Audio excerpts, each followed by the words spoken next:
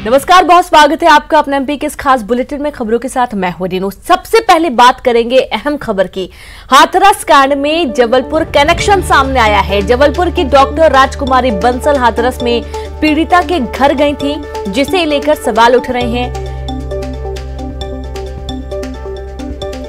तो न्यूज 18 ने जबलपुर में राजकुमारी बंसल को ढूंढ निकाला है। लिखित कंप्लेंट करी है। ये नकली भाभी आपको कहा जा रहा है, एक बड़ा शब्द सुबह से चल रहा है। तो ये क्या भाभी वहां पर बनी थी, जो कि देखा तस्वीरों में आप वहां मौजूद थी? ये नकली भाभी आखिर क्या बात? अब ये मीडिया चैनल के लिए तो मैं रिस्पॉन्सिबल नहीं हूँ। वो मुझसे पूछ के बोलते, मेरे वर्डिंग बता दीजिए कि मैडम आपने इस वाले स्टेटमेंट में अपने आप को भाभी रिप्रेजेंट किया है, तो मैं जवाब दे सकती हूँ। अब मैं यहाँ खड़ी हूँ, अब मेरे बारे में कोई पीछे से बोल रहा है देखिए ये नकली भाभी, तो मुझे थोड़ी ना पता चल रहा है कि कौन क्या बोल रहा है मेरे बारे में। तो किसी के बोलने के लिए सबूत पेश करिए, क्योंकि मेरे को अनपढ़ ना समझे, सबूत के साथ ही मैं काम करती हूँ। सबसे बड़ा सवाल, आपका हाथरस जाना, आप जबलपुर की रहने वाली हैं, हाथरस आप यूपी गई, क्या मूल वजह थी और आखिर क्यों गई आप वहां?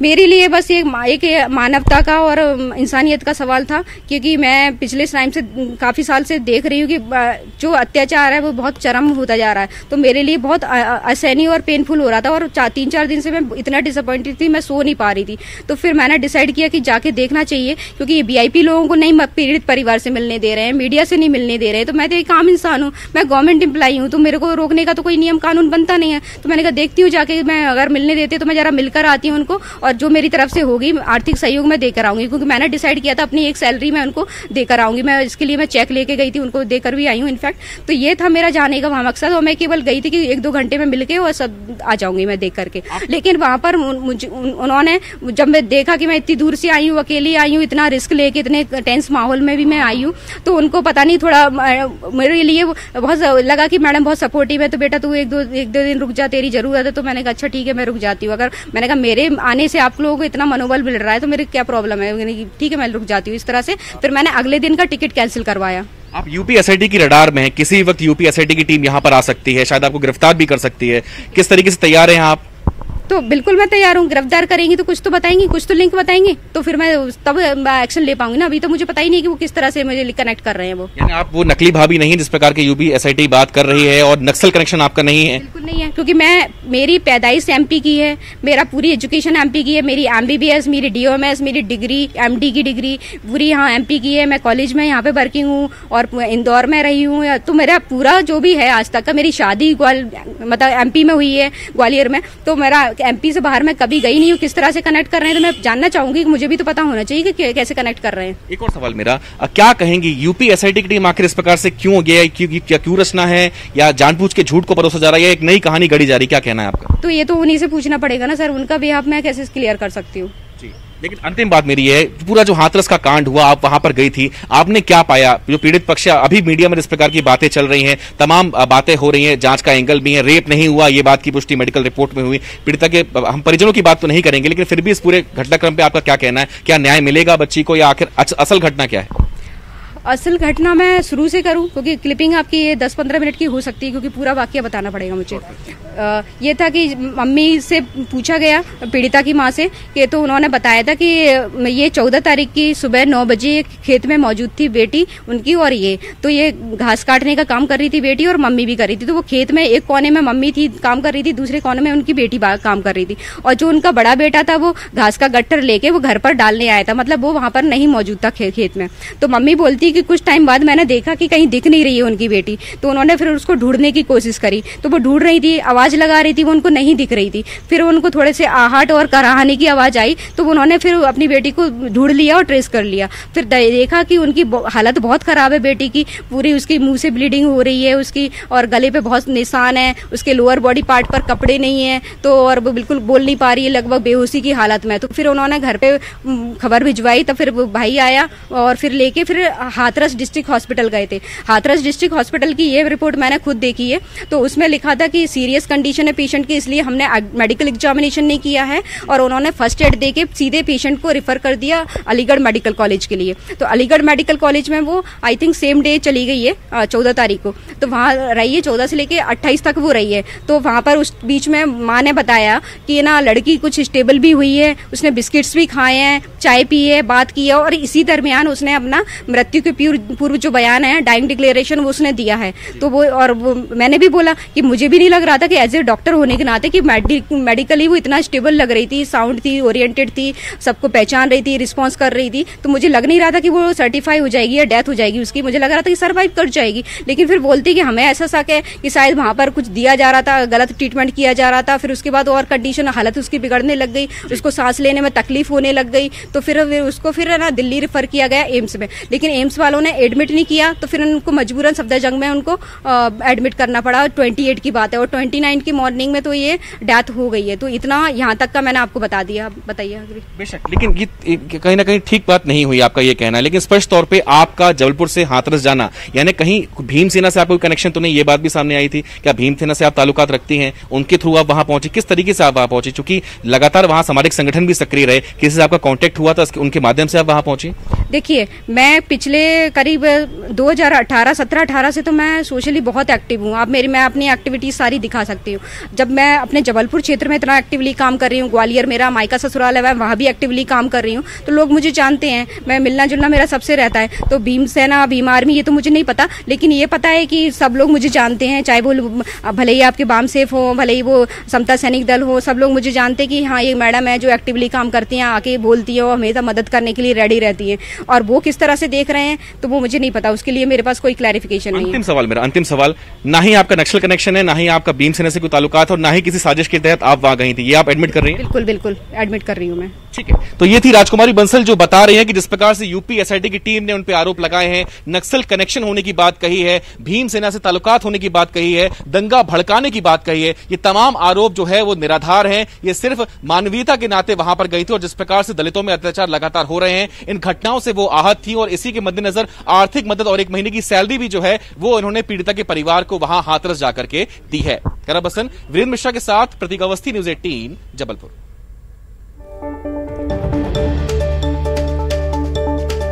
तो हाथरस मामले में बड़ा खुलासा, जहां पर हाथरस गई थी राजकुमारी बंसल और उन्होंने एडमिट किया है कि वो पीड़िता के परिवार के साथ मौजूद थी, लेकिन वो एक मानवता के नाते गई हुई थी। पेशे से डॉक्टर है राजकुमारी बंसल और वो पिछले 15 दिनों से सो नहीं पा रही थी जब उन्हें इस बात की जानकारी लगी कि हाथरस में गुड़िया के साथ इस तरीके से घटना घटित हुई है। और उसके बाद से वे काफी परेशान थी। फिर उन्होंने निर्णय लिया कि वे हाथरस जाएंगी, क्योंकि उनको ये मालूम था कि ना मीडिया को जाने दिया जा रहा है, ना कोई पॉलिटिकली कोई जा पा रहा है। लेकिन वो तो एक आम व्यक्ति है, वो जा सकती है। उन्होंने बहुत मेहनत करके, कोशिश करके वहां पहुंच गई और वहां पर उन्होंने उनकी मदद की है। तो जो पीड़िता के परिजन थे उन्होंने ही बोला था कि आप हैं तो हमारा मनोबल बढ़ा हुआ है और आप यहाँ पर 2 दिन तक और रुक जाइए। तो उनके कहने पर ये 2 दिन तक वहां रुकी रही। उनका ये भी कहना है कि उनको जो भाभी बोला जा रहा है, कौन नकली भाभी बोला जा रहा है, कौन नकली भाभी, उन्हें इस बात का कोई जानकारी नहीं है। उन्होंने एडमिट किया, ना तो उनका कोई नक्सली कनेक्शन है, ना तो भीमसेना से कोई कनेक्शन और ना ही अन्य सेना से कोई कनेक्शन है। वो एक आम इंसान है, पेशे से डॉक्टर हैं और लोगों की मदद करती हैं। पिछले कई सालों से वो समाज सेवा से जुड़ी हुई हैं और सिर्फ इसी मकसद से वे वहां पहुंची थी और समाज सेवा के लिए ही हाथरस में उन्होंने पीड़िता के परिजनों को अपनी 1 महीने की सैलरी का चेक भी दिया है, ये भी उनका कहना है। और साफ तौर पर जैसा कि बहुत क्लियर बातें उन्होंने की, सारी बातों को उन्होंने एडमिट किया कि वो गई थी, लेकिन वहां पर उनकी कोई साजिश नहीं थी, ना ही उनको किसी ने भेजा था, ना ही वो किसी के संपर्क में थी। लेकिन हाँ, उनका ये जरूर कहना है, जब हमारे संवाददाता प्रतीक अवस्थी ने पूछा कि यानी कि आप भीमसेना से कोई संपर्क नहीं है या किसी और दल से कोई संपर्क नहीं है, तो उनका ये कहना था कि मैं इनको नहीं जानती, लेकिन मुझे ये सभी लोग जानते हैं। उनका ये भी कहना है क्योंकि मैं पिछले कई समय से समाज सेवा में जुड़ी हुई हूँ, लोगों की मदद कर रही हूँ, तो मेरे बारे में सब लोगों को मालूम है। तो हाथरस मामले में जो सुबह से खबरें चल रही हैं कि नकली भाभी लगातार वहां बनी हुई थी और नक्सली कनेक्शन देखा जा रहा था जोड़कर, लेकिन अभी न्यूज़ 18 MP छत्तीसगढ़ पर आपने देखा राजकुमारी बंसल, जिनसे हमारे संवाददाता प्रतीक अवस्थी ने बातचीत की है और पूरी बातचीत साफ साफ आपको सुनाई गई है। उन्होंने क्लियर कहा है कि हाथरस वो गई थी, लेकिन वो एक समाज सेवा के भाव से वहां पर, मानवता के भाव से वहां पर पहुंची थी। और चलिए संवाददाता प्रतीक अवस्थी जुड़ गए, उनसे बातचीत करते हैं। प्रतीक, हमने पूरी बातचीत सुनी है, उन्होंने साफ तौर पर कह दिया है कि उनका कोई किसी से कनेक्शन नहीं है, मानवता के नाते क्योंकि पिछले 15 दिनों से वो सो नहीं पा रही थी, काफी परेशान थी अंदर ही अंदर, और इसलिए वो वहां पर पहुंची हुई थी। ये जो अफवाहें फैलाई जा रही है ये गलत है, उनका कहना है। बेशक श्रद्धा, चूंकि स्पष्ट तौर पर उन्होंने जो न्यूज 18 से बातचीत करी, उन्होंने स्पष्ट कहा कि मानवीयता के नाते वो वहां पर पहुंची थी। ना ही उनका नक्सल कनेक्शन है, ना ही भीमसेना से उनका कोई कनेक्शन है, और ना ही किसी साजिश के तहत वो वहां पर पहुंची थी। वो एक शासकीय सेवक हैं, एक चिकित्सक हैं। उन्होंने वहां पर पहुंचकर अपने 1 माह का वेतन भी पीड़ित परिवार को दान किया है। और जिस प्रकार से यूपी एसआईटी की टीम ने तमाम आरोप उनके ऊपर लगाए हैं या जो शंका जाहिर करी है, वो तमाम आरोप निराधार है। उनका एक बेटा है, उनके एक हस्बैंड है जो कि खुद भी चिकित्सक है, वो भी यहाँ शासकीय मेडिकल कॉलेज जबलपुर का जो नेताजी सुभाष चंद्र बोस है यहाँ पर कार्यरत है। तो तमाम आरोप जो है निराधार है। नकली भाभी की जो बात लगातार उठ रही थी, तो ना ही उन्होंने खुद को भाभी प्रेजेंट किया है, ना ही ये किसी मीडिया में कहा है कि वो भाभी है, ऐसा उनका कहना है, और ना ही ये मीडिया रिपोर्टिंग में भले ये बात कही हो, ऐसा उनका कहना है। बाकी तमाम जो आरोप लग रहे हैं वो निराधार हैं, इसलिए वो सबके सामने भी आई हैं। बाकायदा उन्होंने एक अपना सेशन लिया है क्लास का, उसके बाद वो सबके सामने मीडिया के सामने आई। इस वक्त हम मेडिकल परिसर में ही मौजूद हैं। तो पक्ष जो है राजकुमारी, जो डॉक्टर राजकुमारी बंसल, उन्होंने मीडिया के सामने रखा है। न्यूज 18 से भी बातचीत में उन्होंने स्पष्ट किया है कि सुबह से लेकर जो चर्चाएं उनको लेकर चल रही है, जो अटकलें चल रही है हाथरस मामले में, दंगा भड़काने की साजिश थी, नक्सल कनेक्शन था, हवाला की रकम का भी हेरफेर होना था, तो इन तमाम बातों पर विराम उन्होंने लगाया। बहरहाल ये उनका पक्ष है। अब चूंकि यूपी एसआईटी की टीम ने इस बात को कहीं ना कहीं सामने सार्वजनिक किया है, तो बेशक किसी भी समय उनका मध्य प्रदेश के जबलपुर शहर आना हो सकता है, तो इसी इंतजार में है। और उन्होंने कहा है कि अगर एसआईटी की टीम उनको अप्रोच करेगी तो वो हर उस पल के लिए तैयार है, हर उस समय के लिए तैयार है, और जो भी वो सवाल करेंगी उसके लिए वो बेशक हर संभवतः जवाब देंगी। एक और बात उन्होंने कही है कि उनका फोन जो है वो टेप किया जा रहा था, और कल उन्होंने इस सिलसिले में जो पुलिस को संबंधित पुलिस को शिकायत भी सौंपी है। तो साजिश उनके लिए जो है वो यहाँ पर की जा रही है। जी प्रतीक, अभी भी यदि आपकी बात हो पाए, यदि अभी इस वक्त वो मौजूद हो वहां पर, तो सवाल है जहन में कि क्या जब वो हाथरस जा रही थी तो उसके पहले उन्होंने अपने घर वालों को बताया था कि वे हाथरस जा रही हैं? क्या अपने स्टाफ में जब वो निकल रही थी यहाँ से तो छुट्टी लेकर गई हुई थी? क्योंकि जब भी कहीं जाएंगे तो छुट्टी लेंगे। क्या कोई कोरोना टेस्ट वगैरह उन्होंने करवाया था? लौट कर उन्होंने क्वारंटीन पीरियड अपना पूरा किया था? ये जो तमाम जो प्रक्रियाएं होनी चाहिए जब भी आप एक स्टेट से दूसरे स्टेट या एक शहर से दूसरे शहर जा रहे हैं, क्या इन्होंने ये सब पूरा किया था? इनके घर वालों को मालूम था? देखिए, बेशक ये अपने हस्बैंड से बातचीत करके ही गई थी, जैसा कि उन्होंने बातचीत में भी ये इस बात को कबूला है। बाकायदा उन्होंने यहाँ एप्लीकेशन दिया था कि उन्हें एक निजी कारणों से जो है जाना पड़ रहा है। इस बात का जिक्र उन्होंने शायद अपने एप्लीकेशन में नहीं किया था कि वो हाथरस जा रही हैं, लेकिन उन्होंने जो बात स्वीकारी है उसमें उन्होंने कहा है कि वो निजी काम से अवकाश लेकर के जो है वो वहां गई थी। बाकायदा पीड़ित परिवार परिजनों के कहने पर 2 दिन वो वहां पर रुकी भी थी, वो वहां पर मौजूद भी थी, और मौजूद रहने के बाद वो यहाँ पर जबलपुर वापस लौटी हैं। और जिस प्रकार का दृश्य वहां पर उन्होंने देखा, जो हालात थे उसको उन्होंने बयां किया कि आखिर पीड़िता के साथ क्या क्या हुआ। न्याय की मांग वो लगातार कर रही है और उसके लिए ही वो गई थी। चूंकि एक समुदाय विशेष के प्रति ताल्लुकात वो रखती भी हैं, और जब दलित समाज के प्रति इस प्रकार के अत्याचार लगातार पहले भी हुए, इस बात का भी उन्होंने जिक्र किया, वो कहीं ना कहीं इन तमाम घटनाक्रमों से कहीं ना कहीं आहत थी। और जब हाथरस का जिक्र उनके सामने आया, जो वाकया हुआ, तो तत्काल रुकी नहीं, वो सीधे वहां पहुंची। चूंकि उन्होंने कहा कि वो सोशली भी एक्टिव हैं, तमाम संगठन उनसे जुड़े हुए हैं, वो भले ही किसी से नहीं जुड़ी है, लेकिन सभी सामाजिक संगठन, चाहे वो भीमसेना क्यों ना हो, वो भी उनसे लगातार संपर्क में रहते हैं। वो उसकी सदस्य नहीं है, इस बात को उन्होंने स्वीकारा है,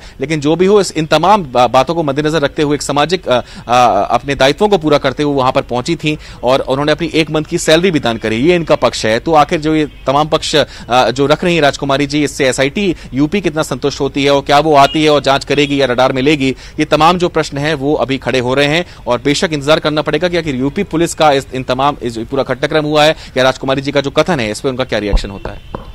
श्रद्धा जी प्रतीक, जिस तरीके से ये पूरा वाकया उन्होंने बताया, और उन्होंने ये भी बताया कि उनके जो परिजन थे पीड़िता के, उन्होंने बोला था कि आप कुछ दिन और रुकिए क्योंकि हमारा मनोबल बना हुआ है।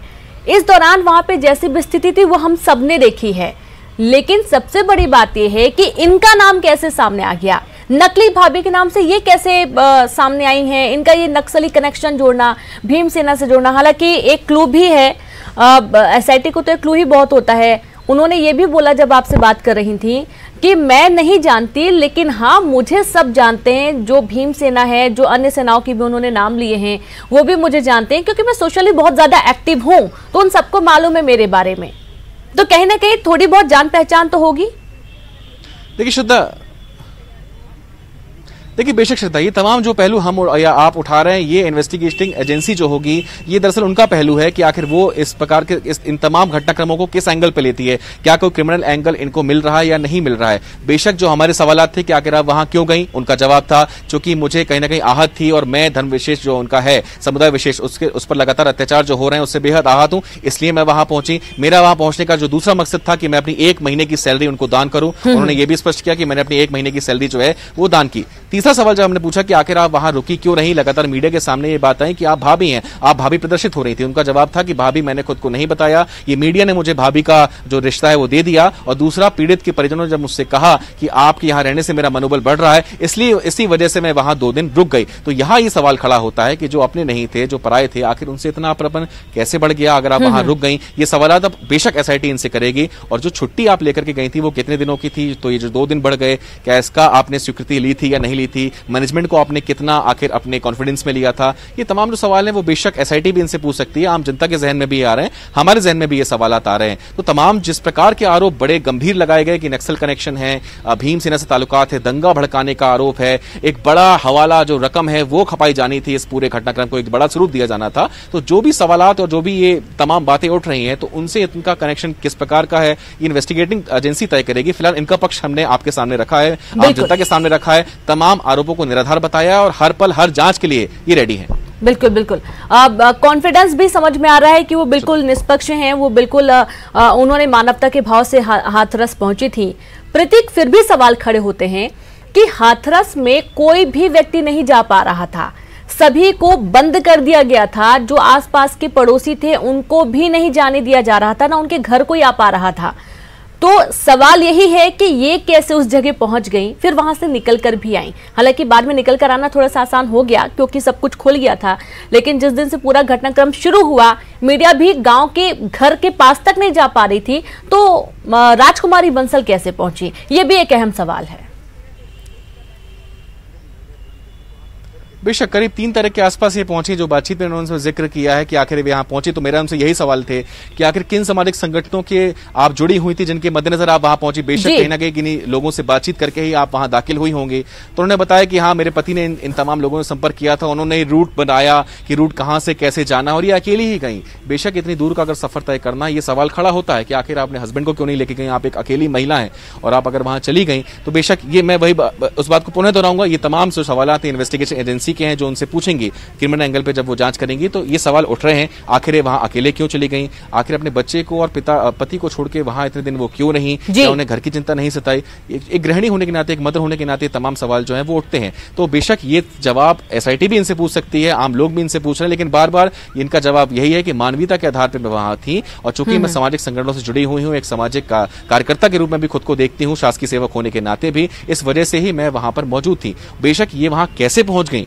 इस बात की जांच भी होनी चाहिए। जहां मीडिया नहीं पहुंच पाया, आखिर ये मध्य प्रदेश के जबलपुर शहर से होते हुए कैसे पहुंच गई, ये तमाम जो सवाल हैं वो खड़े होने लाजमी हैं और खड़े हो भी रहे हैं, जिसका जवाब इन्हें देना पड़ सकता है। बिल्कुल बिल्कुल प्रतीक, बहुत शुक्रिया आपका तमाम जानकारी साझा करने के लिए, विस्तार से जानकारी देने के लिए।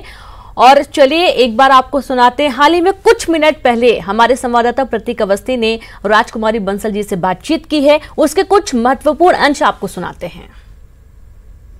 बेशक सुबह से ही एक बड़ी खबर पे न्यूज 18 लगातार बना हुआ है। यूपी एसआईटी की टीम ने इस बात का अंदेशा जताया था कि एक महिला जिसका जबलपुर से कनेक्शन है, कहीं ना कहीं वो दंगा भड़काने में उनका हाथ हो सकता है। ये आरोप एसआईटी यूपी ने लगाए थे। वो जो महिला है दरअसल वो हमारे साथ जुड़ी हुई हैं, राजकुमारी जी, जो कि पेशे से डॉक्टर हैं और प्रोफेसर भी है मेडिकल कॉलेज, वो हमारे साथ जुड़ी हुई हैं। राजकुमारी जी, जिस प्रकार के आरोप यूपी एसआईटी टीम ने लगाए थे, तमाम आरोप से आप भी परिचित हो गई होंगी, क्या कहना है? मुझे एग्जैक्टली ज़्यादा जानकारी नहीं है क्योंकि मैं केवल अपने काम में बिजी थी। वहाँ से आई, मेरा आते से ही मेरी इतनी सारी ड्यूटीज थी, मेरी एग्जामिनेशन ड्यूटी थी, कल मैं उसमें बिजी रही दिन भर, आज मेरा लेक्चर था, मैं उसमें बिजी रही, टीवी में देखती नहीं हूँ, तो अभी मुझे बहुत जानकारी नहीं है कि मेरे ऊपर क्या क्या आरोप लगाए गए हैं।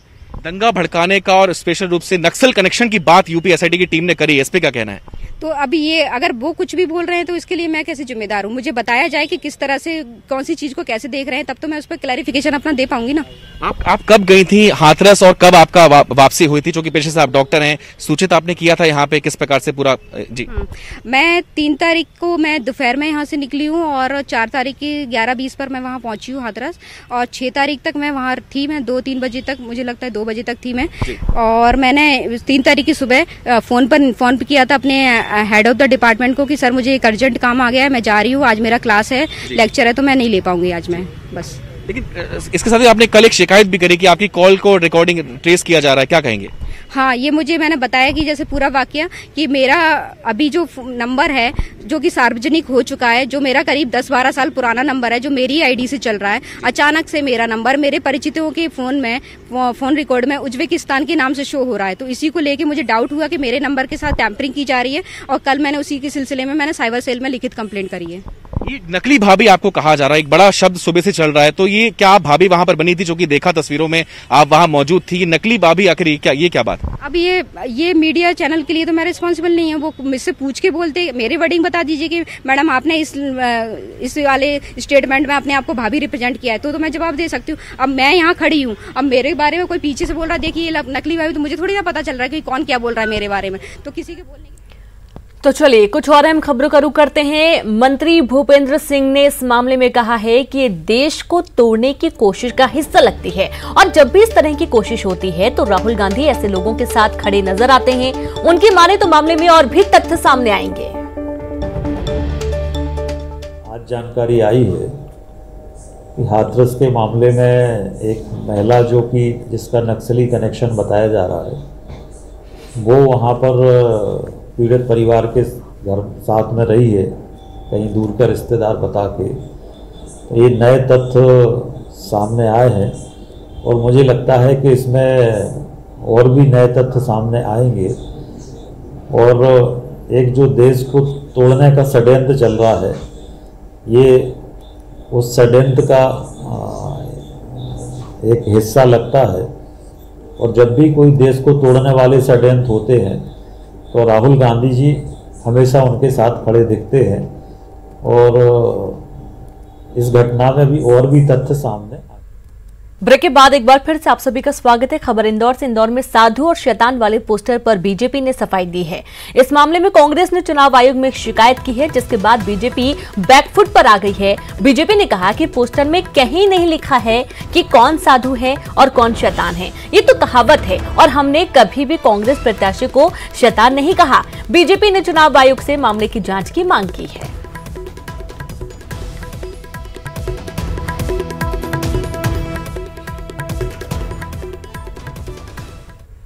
उधर कांग्रेस ने धार्मिक विज्ञापन के प्रकाशन को लेकर चुनाव आयोग से शिकायत की, और इसके साथ ही कांग्रेस ने प्रदेश में आचार संहिता के बाद भी प्रशासनिक अधिकारियों के तबादले की शिकायत आयोग से की है, और चुनाव आयोग से इसमें हस्तक्षेप की भी मांग की है।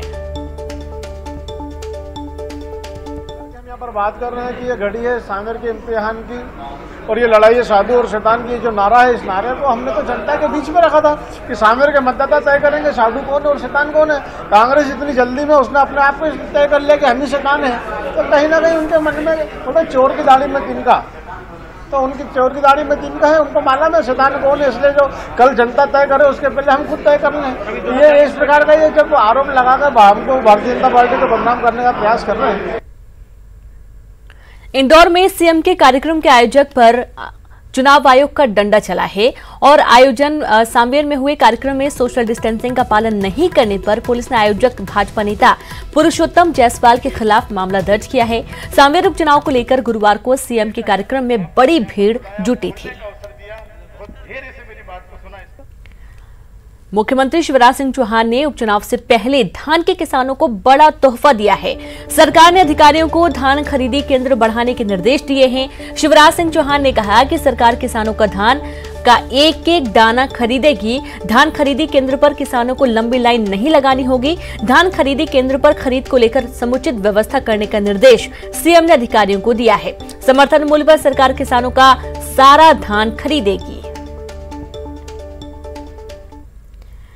मिशन 28 पर जुटे शिवराज सिंह चौहान और ज्योतिरादित्य सिंधिया उपचुनाव को लेकर विधानसभा क्षेत्रों में ताबड़तोड़ चुनावी दौरे कर रहे हैं। मुख्यमंत्री आज ब्यावरा, मुंगावली और अशोकनगर में जाएंगे, जहां कार्यकर्ताओं के मंडल सम्मेलन को संबोधित करेंगे। वहीं ज्योतिरादित्य सिंधिया डबरा, बिलौआ और ग्वालियर पूर्व विधानसभा क्षेत्र का दौरा करेंगे और बूथ समिति के सम्मेलन में हिस्सा लेंगे।